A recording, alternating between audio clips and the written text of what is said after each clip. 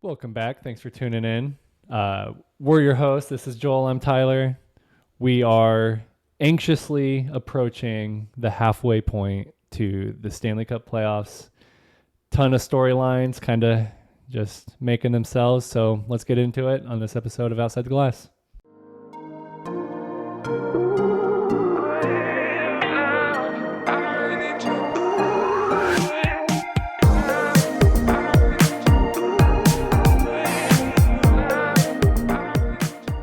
So the Canes made history.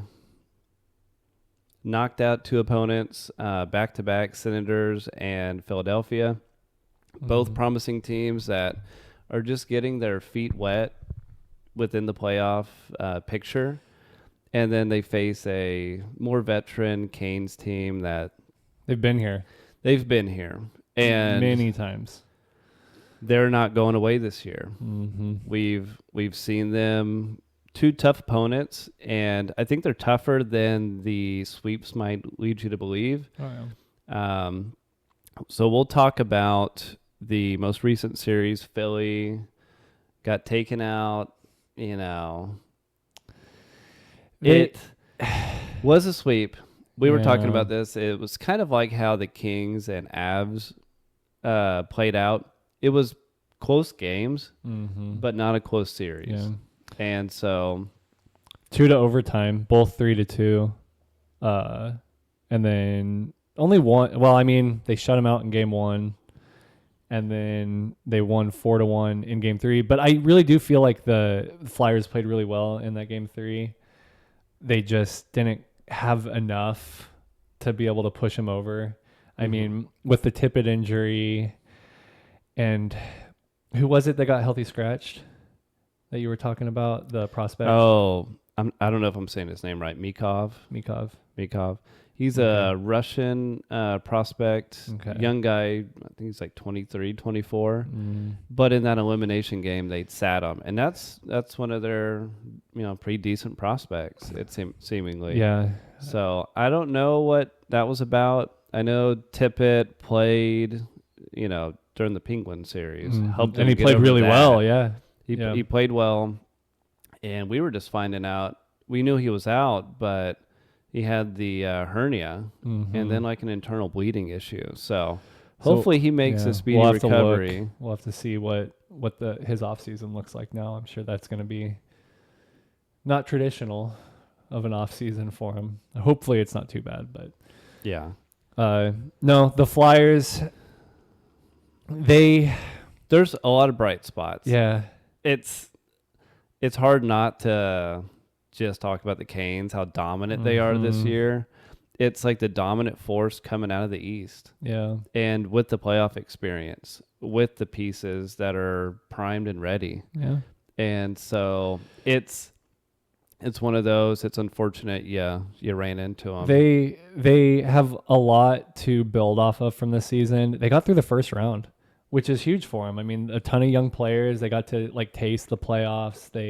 They went against a veteran Penguins team and they beat them with Letang, Malkin, Crosby. They outplayed them. Yeah. They outmuscled them. They outwitted them. They frustrated them. They played very disciplined.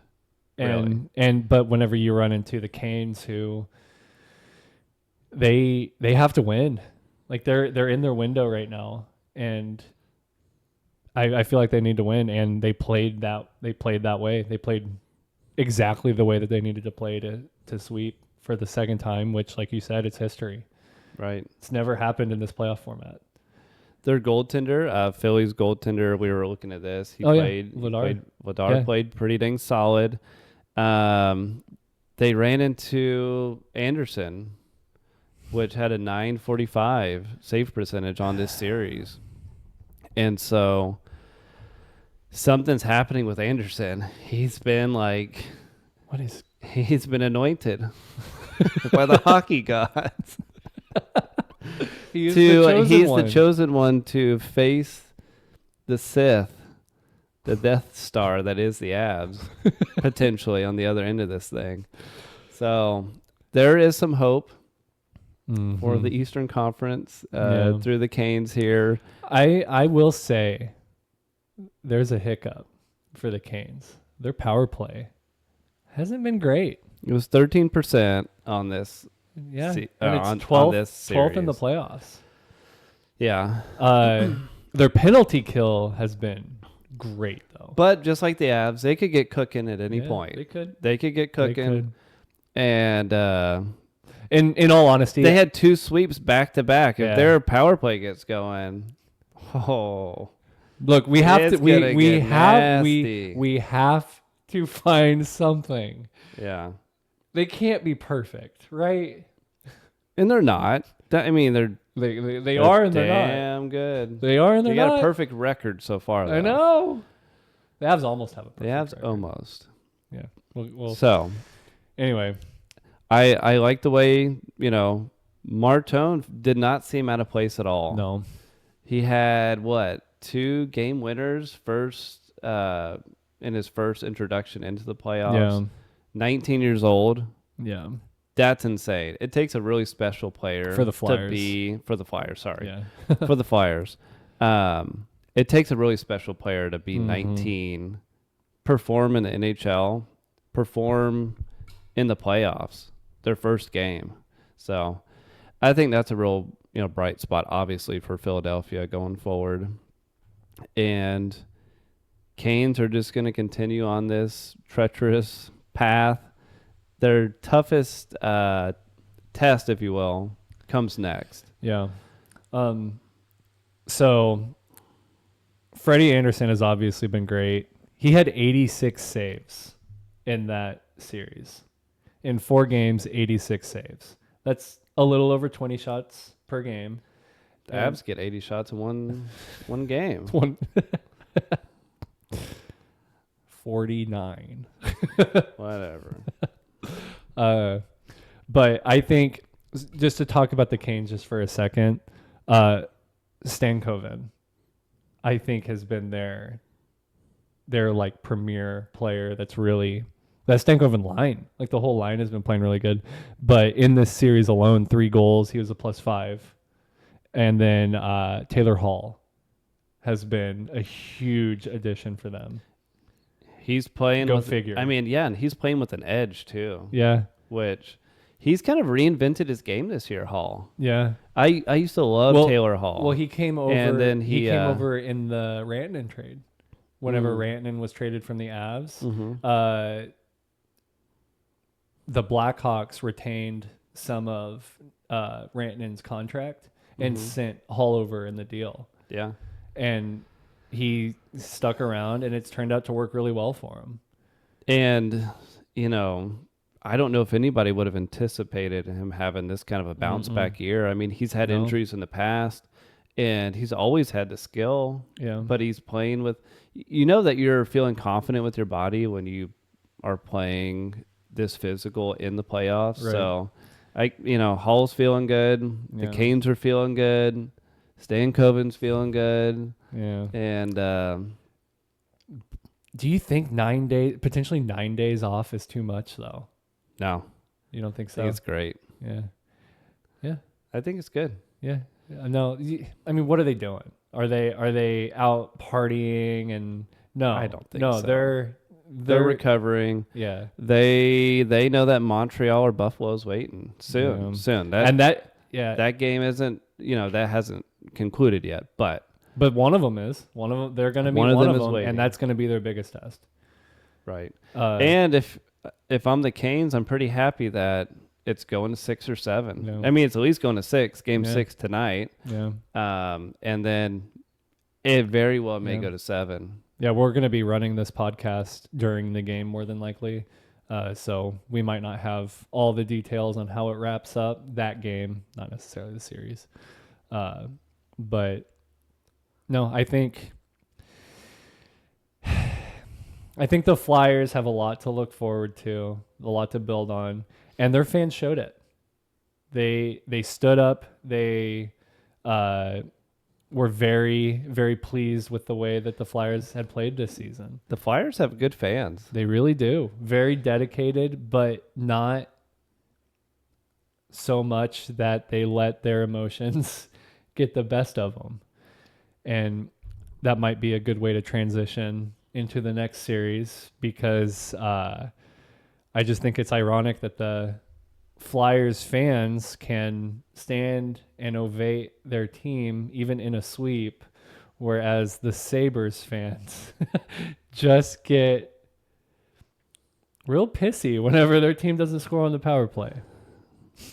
So leading us into the next topic, we've got on the other end of the Eastern Conference, we've got the Battle of Montreal and Buffalo. As we talked about last week, it's the most interesting, most exciting series so far in this second round, and it's still going. Game 6 tonight.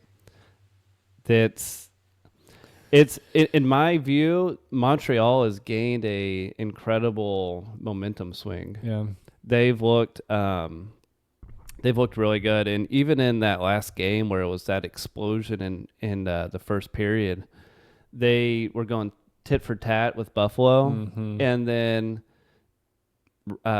second and third period they just didn't look back. I mean, think about that. The Sabres scored early, very early. We're talking about game 5. Yeah, game 5. Yeah. Just they scored very early in that game on home ice. And just that is so hard for a young team in that arena to bounce back after an early goal. And like you said, just keep bouncing off of each other. They scored, and then the Sabres scored again, and then Montreal scored 9 seconds later again. And they did leave the first period down 3-2. Yeah. But they still found a way to control the rest of that game. Well, and if I'm a Montreal fan, I'm looking at how they played against Tampa. Yeah. They showed a lot of maturity in that series. Yeah. That was a big series for the team confidence. Like, they could go with Tampa in the playoffs, and like they bounced back several times in that series to win games. They didn't lose like 2 games in a row. Right. It was back and forth all series, and then they jumped to Buffalo, and Buffalo, I don't know, it's hard to say. They've got a tremendous amount of skill. They came in really hot into the playoffs. They don't have as much playoff experience. Right. They're also a young team. So it's not been as consistent back and forth, but it seems like Montreal has been a mature team. Yeah. And they're at least for now, they've gained a lot of momentum. Yeah. I don't want to say I don't want to necessarily say like the fans booing is getting to them. Montreal is a great road team. So they just play well on the road anyway. And I mean, it's not like the Sabres were playing bad in that game up until the Canadiens just kind of ran away with it. It does seem a little different. You got TD Garden. They played in Boston, and in Buffalo performed really well. Yeah. They outscored Boston by like significantly. A factor of 3 or something like that. And so it hasn't been the same effect in Montreal and Bell Center so far. Yeah. I mean, they did win one game. They won game 4. But again, in this game 5, it's not like they were playing poorly. They ended the game being the Canadiens ended the game being outshot 20-3. And the Canadiens had 25 block shots. So, I mean, the Sabres were playing well. Into the game? Like, this would have been the third period. Oh, okay. Okay, I'm with you. Yeah. But they didn't give up a goal. So the Sabres were fighting.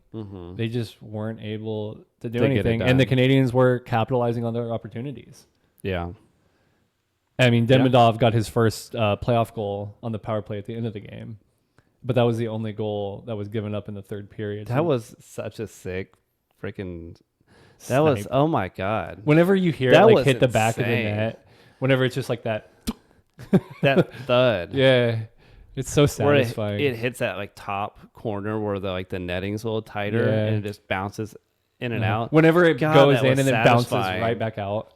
That was sick. And like you said, like we were talking about earlier, Montreal's playing so connected. and they're competing on the board so well. On that Demidov play, it was, it got kicked back from a board battle to him in the slot, and then he got the goal. Yeah. But what do you think about the goaltending switch? Did you like it or did you not?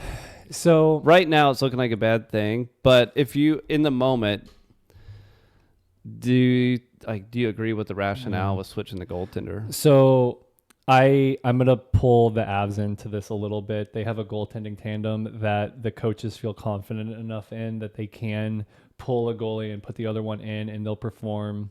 And then you might even be able to ride them the next game if they perform well enough. I don't think the Sabres necessarily have that. It seemed like they wanted to do the pull your goalie in a bad game, put your backup in, and then run them the next game because Ukko-Pekka Luukkonen played great at the end of the game that line got pulled. So he thought, you run the goalie that played great in the previous game, but then he didn't play great in the next game. And another thing, I don't necessarily know too much about UPL in his play style, but with Blackwood and the Avs, he has to have games back to back to back to build up momentum, and then he plays well off of that momentum. When Wedgwood for the Avs again, he can kind of be thrown in and play well. And I don't know if that's just UPL, if that's just kind of his style. He needs to play collectively to build up some chemistry with himself. Yeah. But 5 goals on 26 shots. It didn't go well. Not great. and then he put Lyon back in, and we were talking about this too. Only goal he let in was that Demidov. Yeah. When UPL got pulled? Was it at the end of the second? I think it was at the end of end of the second. Because 10 shots, 1 goal.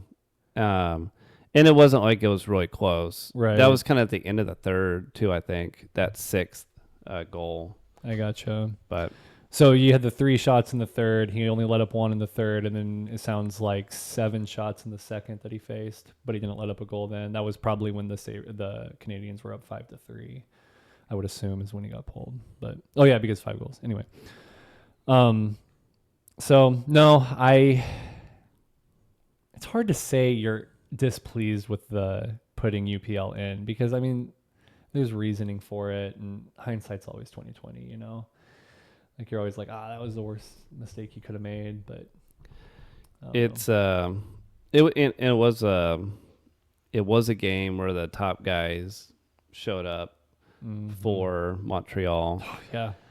And Caulfield's starting to score again. Which can be tough when you get the top guys really on a streak going into the next game. Yeah. So that's, I don't know.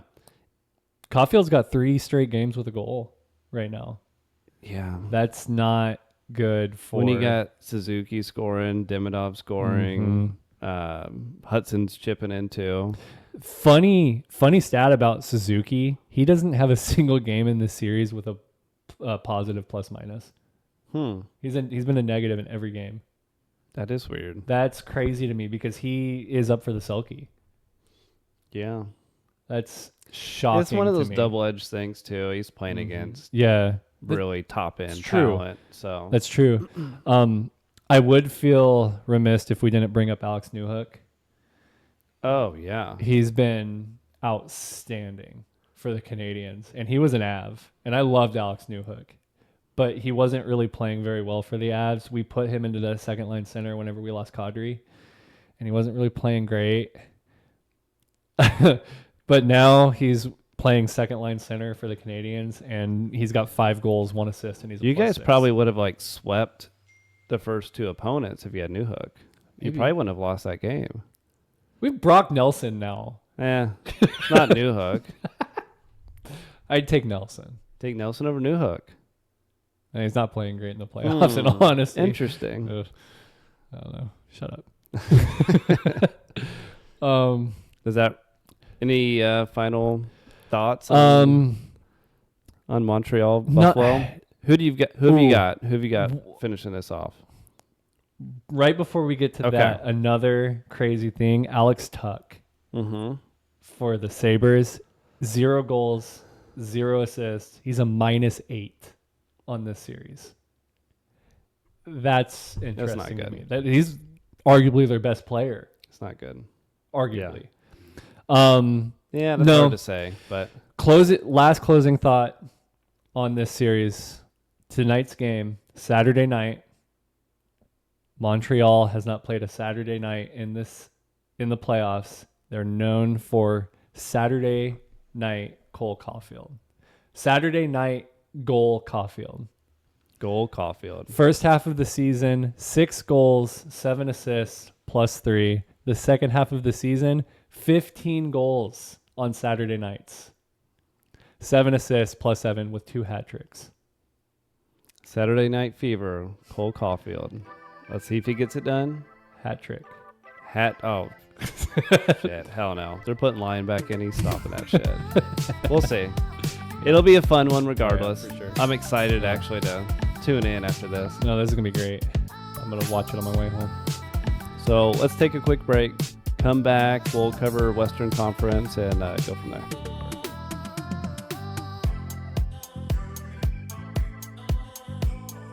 And we're back. So, the Mighty Ducks in Vegas, 856 save percentage. Need I say anything else? Against a 930 save percentage by Hart. Yeah. Goldberg. I think that pretty much sums it up. Yeah, Goldberg just couldn't do enough. If only he had the knuckle puck. That sweet, sweet knuckle puck. Goldberg needs to come in and teach Dostal how to knuckle puck. They didn't do a single flying V. Not a single flying V. They actually outshot the Knights. Did they? Yeah, 31 shots per game. That's pretty good. Not bad. No, you can win games with 31 shots per game. That's a lot of volume. Power play was pretty rough. Turns out with like little defense and goaltending that's not great, they couldn't get past Vegas. Yeah. Sorry, Ducks fans. No, they're very similarly. They're very similarly here, similar to similar. Say similar. 18. Similar. Tyler's broken. they're in the same situation that the Flyers were in. They're a lot different than the Flyers. They are. They're built. They're different. structured a lot different than the Flyers. They're a very different team than the Flyers. It's just no one really expected them to even make the playoffs. And they won a playoff series. They're here. They have a lot to build off. Very young team. I know they're not the same as the Flyers. They have a ton of scoring. They have a ton of offensive talent. That's what but no defense. The Flyers are more structured to be like they're a little bit more defensive. I mean, just look. Minded. Vegas had 33% on the power play. Yeah. Yeah. 33% on the power play, and then 930 save percentage. I mean, it's just. I mean, just look at it; it just doesn't add up. Yeah, but I will say the Ducks out hit the Knights pretty drastically, which kind of, I don't know. That kind of shocks me. I don't really think of the Ducks. Well, I mean, Gudis. You saw the same thing, Yeah. Philly versus Canes, where it's like. I mean, you're kind of getting outmatched. You got to do something, and that's kind of the way you got to do something. This series went a little closer. It ended in 6, right? Yeah, it ended in 6. So this one had it wasn't a blowout. A little more teeth to it, I guess. But I feel like when the Knights won, they kind of controlled the game for the most part. The games that the Ducks won were kind of a little closer. And I mean, when Marner had that hat trick, what game was that? Game 5? I think that was 3. 3. 3. That was game 3. Game 3. Mm-hmm. Yeah. And the Knights won it 6-2. They kind of dominated that game.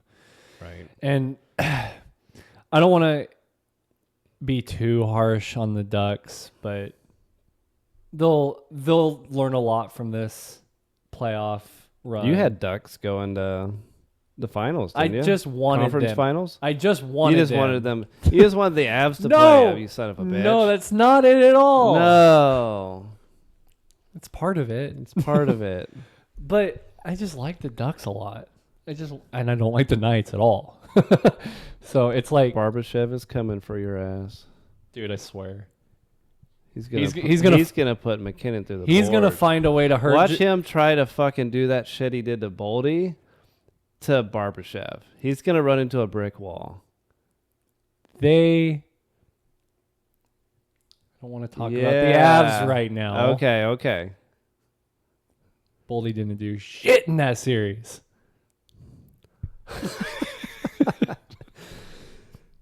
You're ragging on poor Boldy. Anyway.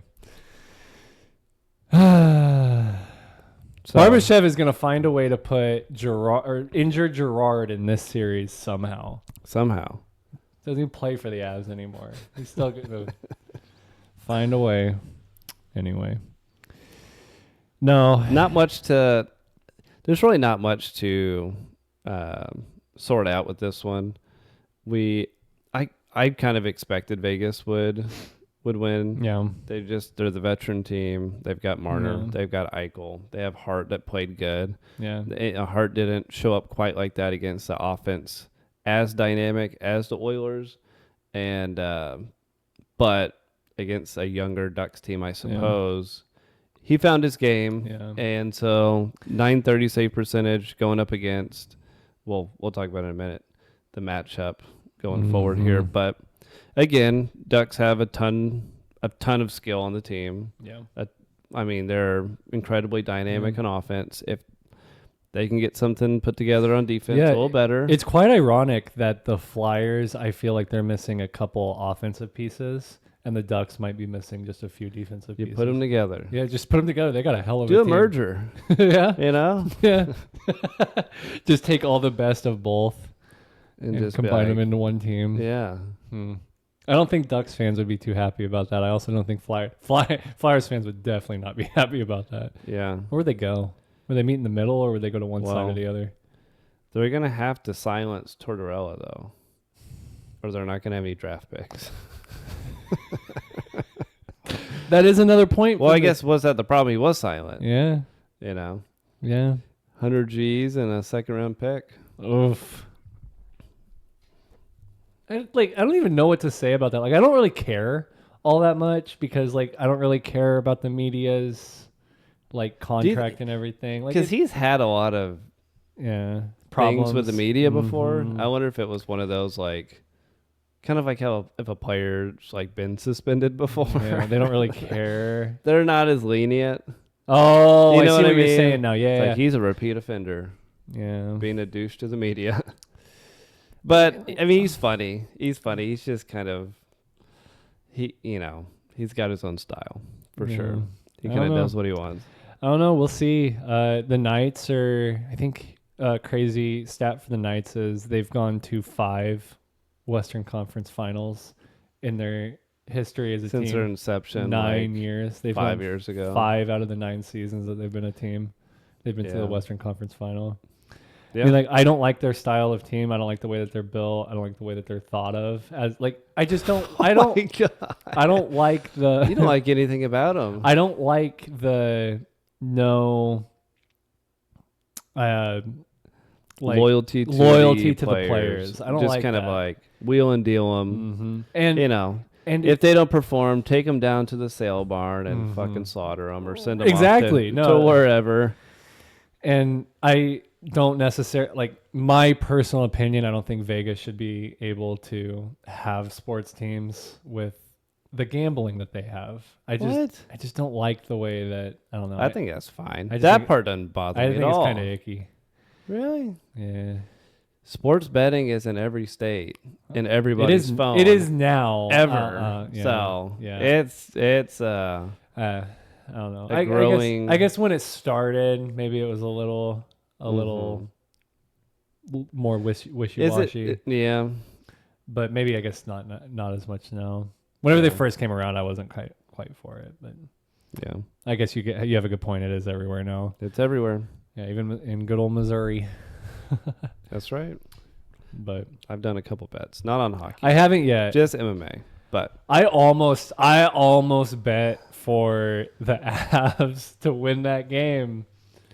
I almost bet it, but I didn't. I should have. Man, What could have been? That would have been wicked. I just haven't pulled the trigger on that yet. Shall we move on? Yeah, I guess we can. Okay. Do we want to open up with that game, or where do we want to open up with this series? Because I know we both have a lot to talk about on it. So we're going to the Wild and Avs next. The 5-game series that nobody anticipated. Nobody saw Wild and Avs going 5. It's so ridiculous. Not at the beginning. Who predicted it going 5 games? So Johnny Lyles, you know who Johnny Lyles is? He's a defenseman for the Avs.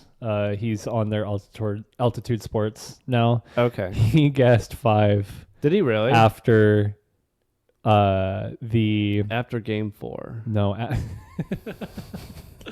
think it was game. I can't remember which game it was now, but it was like the second or third game. Well, third. It was the third. Well, game 3, the Wild. That was when the Wild won what 5-2 or what have you. And then he guessed 5 after that because he didn't see him losing it again. Oh, okay. He just I see what you he mean. just had that feeling that they weren't going to lose again. It was very close to going to 6. It was. It really should have. Oh, it was kind of heartbreaking. I kind of felt for the Wild fans because it reminded me of when the Blues lost to Winnipeg in the last few seconds of that game. I actually have an opinion on Wild fans. You have got to give them a break. You give the Wild a break? Yeah, people have got to give the Wild fans a break. They had a team that was primed to make it, and then they meet the Avs, and they let it slip. Like in that game 5, they let it slip. But they are the state of hockey. They have never won a cup. Let them talk a little shit. You know, like they have Quinn Hughes, they have Kaprizov, they have Boldy, they have Quinn Hughes and Boldy who just went and won a gold medal. Like they have something to be happy about. Let them have it. I've just seen a lot of people like ragging on the Wild, and their fans, and it's just okay. So okay from that perspective, I haven't been ragging on the Wild. No, but what I will say is I want to see somebody stick it to the Avs, and I was rooting for the Wild. Yeah, so I'm disappointed. You know, not mad. I'm disappointed. Yeah. And the way that Boldy's one of my favorite players. I really like Boldy. And he just didn't show up in this series. No, he was 1 goal, 3 assists, and it was a -5. Yeah. So I don't know. It might have started with the illegal hit from McKinnon. Scuba Steve came out of deep waters and got washed up on shore and laid a disgusting hit on Boldy. We've already talked about this. Let it go. Let it go. Let it go. I can't let it go. Yeah. I can't let it go. So Boldy, he was on a tear for against Dallas. I mean, he was arguably their best player in that series. And then I had such high hopes for Boldy going in and matching up with some of these guys against the Avs, and it just never quite panned out. Yeah. Like none of them did, really. Kirill Kaprizov, 2 goals, 4 assists, -1. He didn't have a shot in the game 5. You're paying him $17 million to not shoot. Yeah. In overtime. In overtime, the 2-on-1, he elected to pass the puck across the game that led to the game winner. Mm-hmm. He elected to pass the puck across. I get it. You see an opportunity, you try to make the play with a pass. That's fine. He's got a hell of an agent. A hell of an agent. For $17 million. To convince the Wild that let's get paid more than McDavid. Shoot the puck. Yeah. It's hard because Kaprizov he did contribute. Yeah. And he played well overall for the series. I mean, he played pretty decent in the playoffs overall. Yeah. But when you sign a $17 million deal, it's just you're expected to play like McKinnon that makes 12.5. Yeah. And Makar that makes what, 7, 8? Yeah, and he'll between the two of them, they make just over 20, and you got Caprill the Thrill with a not so thrilling 17 mil. And it's I'm not saying that that's the reason they lost, because they couldn't fill the roster. They've got a good roster. They got Boldy. They got, Eric Sinek wasn't even playing. Yeah. And Brodin wasn't playing, one of their top defensemen. So you wonder if Caprill had Eric Sinek, if it would have been a little different, at least 6 or 7 game series. Yeah. Who knows? They were controlling that game. But 1 second, let me. Are you talking about Game 5? Yeah, I'm talking about Game 5 right now. They were Game 5. Well, yeah, they're controlling it. They're up 3 goals. They were controlling the game. Once they went up 3-0 by the end of the second, they had 7 shots between the second period, the third period, and overtime. They didn't have a single shot in overtime. Well, you know what happened during that period? The Avs switched goaltenders. Yeah. And that really fucking woke them up. Because it seemed like after that switch, I don't know what the psychology behind that is. But it seems to trigger some teams. As an Avs fan, I've seen it time and time again. The Avs play differently in front of Wedgwood than they do Blackwood. They play a little bit more defensive minded in front of Blackwood, but when they play in front of Wedgwood, they play like they can afford to make mistakes. Because if something goes back the other way, they can trust Wedgwood to bail him out. Wedgwood's got just such a composed, at least in his even when he's when he's a losing, very composed even whenever he's having a bad game, he doesn't do the whole he's very composed. He thinks about every action before he does it, and I don't know, that's special for a goaltender. We were texting throughout the series, and I wasn't a huge fan that they ever took Wedgwood out of the series and switched him for Blackwood. Yeah. I thought, this is your guy. Keep playing him. But, ultimately... Ultimately, they did, and they ended up winning the series. Maybe there was something. Maybe there was something there. Maybe Wedgwood pulled... maybe he said, I'm just not feeling it tonight. I don't see that. Darcy Kemper did that in the Stanley Cup run when the Avs won the Cup. He pulled himself because he wasn't seeing straight. But it seemed like when he got pulled, it was during a time where he was maybe not playing great. They pulled him when they're down 3-0. Yeah. I don't know. Or, not 3-0. The other game when they pulled him and put Blackwood in on Game 3 when they lost. Yeah. Sorry. Mm-hmm. But... I don't know. I thought they should have kept Wedgwood in, but it doesn't really matter. Obviously, coach knows best on it. They end up winning the series. Yeah. In 5 games. We're nitpicking on it. And, right. Clearly, something's going right. That's why Bednar is not being considered for the Jack Adams, right? It's right. Whatever. They don't need another award. All right. Jesus. They got the GM. The GM's up for the award. Can't wait for Vegas to smoke your ass. So can we talk about that McKinnon goal at the end of the third? 1 minute, 37 seconds left. I think 3.7% chance of making that shot. And you sent me the picture, the side by side. Yeah. Him with the open net and him with that. I don't give a flying F word. I'm convinced that there was less space there than the puck can even travel. It was tiny. It was a little window. McKinnon turned into an oracle from the Matrix. Yeah, and sent it and just went into the puck. Time and space. Oh yeah. It goes into the just over the shoulder. Maybe when he dives underwater with all that gear, he's just practicing. There's there's a reason behind it. It's Nathan McKinnon. Yeah. I know you're trying to come up with something like trying to come after your ass. But final thing on the game 5 that I want to talk about. Kulak, third pairing defenseman with the game winner. Natchez. So how it starts, they have the 2-on-1 with Kaprizov and I don't remember the other Wild player. He passes it across. Kulak makes the breakup on the pass. Yeah.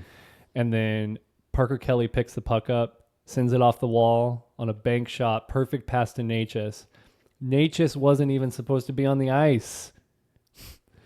They were down. They only had 4 players on the ice. They were supposed to have Rantanen. Yeah, they were supposed to have Rantanen. Jesus. Natchez saw that they only had 4 Avs on the ice and just jumped on. He was like, nobody told him to. He made that call. He saw that they only had 4 players on the ice and he jumped on. He's like, I'm playing. Yeah, and then he took the pass, went around the net, passed it up to Kulak, and Kulak just a perfect shot. Perfect shot. It was a wide open net. Yeah, but if it was wide open, okay, I don't know anything about this. From what I've heard from defensemen who have talked about that shot, they might miss it. It's a hard shot to hit because it's just. Well, it's the same shot almost that McKinnon missed in the Olympics. It's just you're trying to make this a bad thing. I'm trying to turn this around and make this a good thing. I quit. I quit the pod. It was, and it was one that you could we didn't know who was going to score it, but the fact that McKinnon got that goal, tied it up, third period, pushed it to OT. It's just one of those you could kind of sense it was going to go that way. Yeah. But it would have taken a miracle for the Wild. I mean, McCarron, I think is his name, whiffed on that wide open net in overtime. Yeah, I don't know if you remember that one. It was another 2-on-1. And he just completely whiffed on the wide open net. Like, he missed the puck and everything. Yeah. Like, it was not the best pass. It was a little in front of him. Oh, no, I do remember this. Yeah. But still, you got to at least make something on it. Contact on the puck. Yeah. Like, he was wide open, and it would have been a goal. I thought it was over then. And then he missed it. I'm like, well, okay, cool. Okay, let's see. Yeah. But, no. Avalanche take down the Wild. Game 5. We both kind of predicted it.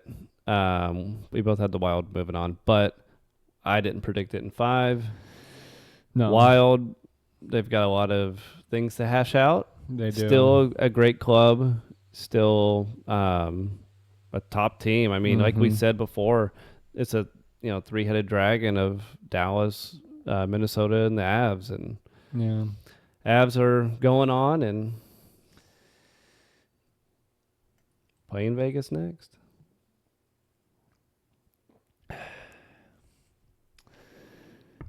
I'm excited for that series. In all honesty, I'm looking forward to it. I don't want the Avs to lose. I feel like it would hurt more than almost any other loss, other than the Stars, maybe. Then I don't know. That one will hurt. But can you imagine the Avs go through the Kings and the Wild, almost pitch a shutout, and then they go against Vegas and they end up losing? Here's the thing. Can you imagine that? It's hard to imagine that happening, but it's obviously possible. When we've talked about this on, I want to say a couple Vegas episodes loves before. to play spoiler too. Yeah. Going into this season, most thought that most put Vegas as the favorite because of their offseason moves, getting Marner, just continuing to stack that team with talent. They underperformed throughout the season pretty heftily. I mean, that was a weak division, and they couldn't really. They finished first in the division, but kind of, I don't know. It wasn't the best, but then they fire their coach. Bring in whatever his name is. No interview McGee. Torts. Yeah, thanks. And they picked it up. They played really well in the playoffs. Like we were saying earlier, Hart has had a .930 save percentage in round 2. I don't think he played poorly in round 1 either. Marner is leading the league in points. Eichel is right Between there. Marner and Eichel, I mean, what could have been in Toronto, I guess, because Marner is thriving. It's kind of like when Eichel came from Buffalo over. Yeah. But Buffalo was in a similar boat too. They kept losing and they just weren't performing. And my favorite is going to be watching game 1 and 2 where Barbashev just chips it past Cale Makar and just. I hope he doesn't get injured, but I am going to be enjoying the forecheck of Barbashev. Makar's playing. You're not going to bully him around like you did Boldy and poor Hughes. Picking on Hughes like that. Oh yeah. Just did you know? So Quinn Hughes, when starting the series, his expected goals when he's on the the expected goals for when he's on the ice was like 60%. Mm-hmm. So 60% of the time they would score. At the end of the series, it was 35%. After game 1, they shut him down. They shut him down. That's insane. And I like Quinn Hughes. But the Avs defense is not... Vegas is a spunky team. They are. They've got a lot of swag. They've got, their top guy, Theodore, on defense. Mm-hmm. They've got physicality. They've got skill. They've got leadership under Eichel that's really good.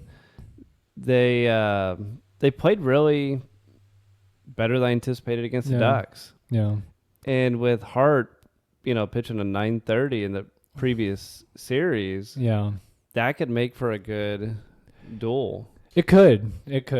Are you feeling shaky at all about Blackwood and Wedgwood? Or are you feeling pretty confident? No. I think the Wild, personally, I think the Wild are better than Vegas. Mm-hmm. Well, I mean, stats would show that. I think that I don't know. Vegas, I don't want to downplay Vegas because I just don't want to do that. I think that's bad karma. They're in the conference finals. They are, and you can't downplay that. They're always there. They're always here. That's the problem.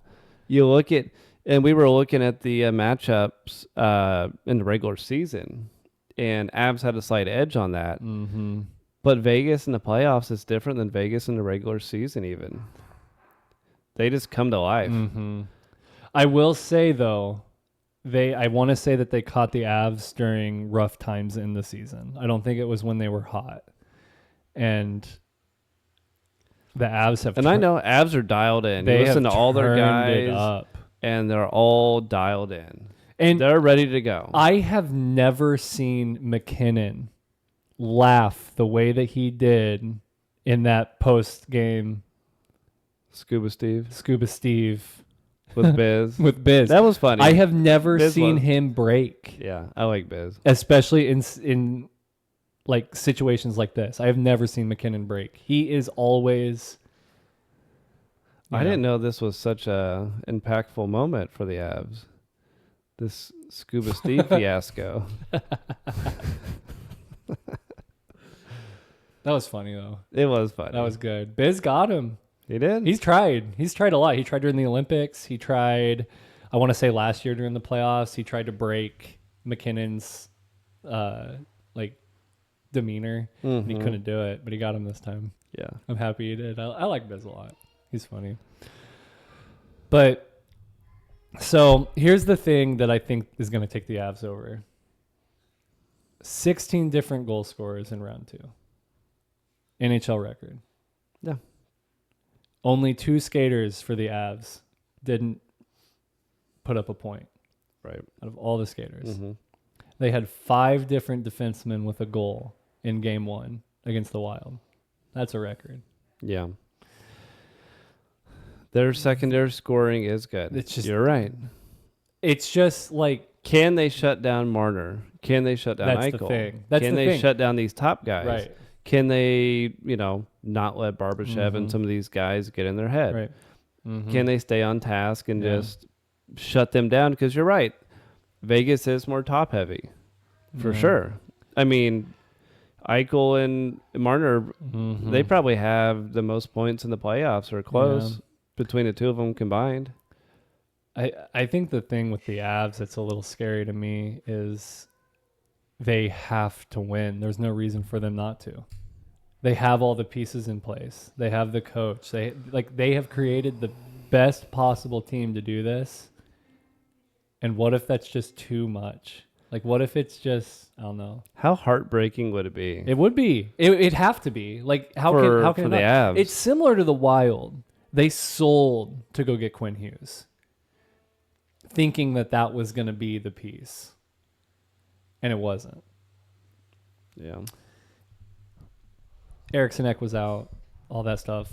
But I don't know. Sure. If you lose one player, you shouldn't be completely out of a series after losing one player. But I don't know. So Vegas comes into it with both power plays are humming. Vegas power play was 33% against Ducks. Different defense, obviously. What was do you have pulled up the power play for the Avs? Yeah, like total or in the last series? You have both? Yeah, 25% for the playoffs. That's fifth in the league. And 38.5% against the Wild, 38. Which is crazy. So power play's humming. Both goaltenders are playing good. I would say I agree with you to some extent that Blackwood, Wedgwood are a little bit obviously more proven. Hart had he wasn't great in round one. It wasn't, yeah. And then he stood on his head in round two because that was my whole selling point on the Ducks being able to pull it out was their offensive talent being able to get around Hart. And good defense can help make a good goalie. Like if you're dialed in enough to where your defense can take the right option and just like all your goalie's seeing is the shooter, then a bad goalie can be pretty good. Well, not only that, like if you're giving up rebounds, but your D-men are blocking everybody out, there's no second chances. Right. You're getting a clear line of sight, like you said. So I think that'd be a good telling shots. Point is looking at the rebounds, seeing how many rebounds he put out there. Like, was he making clean saves the whole series? Or was he giving up a lot of rebounds, but the Ducks just couldn't get him? And not only that, like how many goals were right in the slot, or were they, like you said, second opportunity shots? I don't know. There's a lot to it. It's hard to get everything. Like, it's hard to predict. Why do you think Avs fans hate Vegas so much? I don't know. It is a normal thing, though. Oh, maybe round 2 in 2021. What happened? That might be where it stemmed from. They knocked him out. And that might have been where it stemmed from. Yeah. That might have been the deciding moment. That might have been it for me. I know you hate Barbashev from... Yeah, just that one hit. Just that one hit. That's all it is. I don't have a ton to go off of. But he took out Girard, and Girard is an innocent. He did. He's like 5'8". He's a little dude. I don't know. Yeah. You don't need to finish that check. I don't know. Tell that to McKinnon. That was Boldy. Boldy and Hughes. The Hughes hit was clean as can be. And the Boldy hit was... Barbashev, was there a... I don't think there was a penalty. There wasn't even a penalty. That was boarding. No. No penalty, it's clean. That's what you said about McKinnon. That is not what I said. That was... no penalty on the Boldy hit? Clean. So... I did not say that. I'm excited. I've been watching all the Avs games very intently. Yeah. It's been really fun. And I think Vegas is going to bring a ton of energy. 2 great places to play at for home ice on both ends of it. I think it's going to be chippy, a little bit more chippy. I think it's going to be, I don't know. I think this one, I get a feeling this one's going to be a little closer than people might think. They're putting the odds at something like 70 to 80% chance of the Avs winning, which I guess fair enough, but I think they might have a little bit better odds than that. We'll see. I could be wrong. Maybe. Maybe they win another maybe it's another 5. Can you imagine? Can you imagine if the Canes sweep and the Avs sweep, and there's only been one loss between the two of them into the finals? So much for parity this year. It's been such a weird year. It has been. It has been without like winner takes all. Like what the Avs have like 121 points or some shit in the regular season. Yeah, just insane. No, it has been a weird year. Edmonton knocked out first round. Panthers don't even make the playoffs. Tampa's gone. Tampa's gone first round.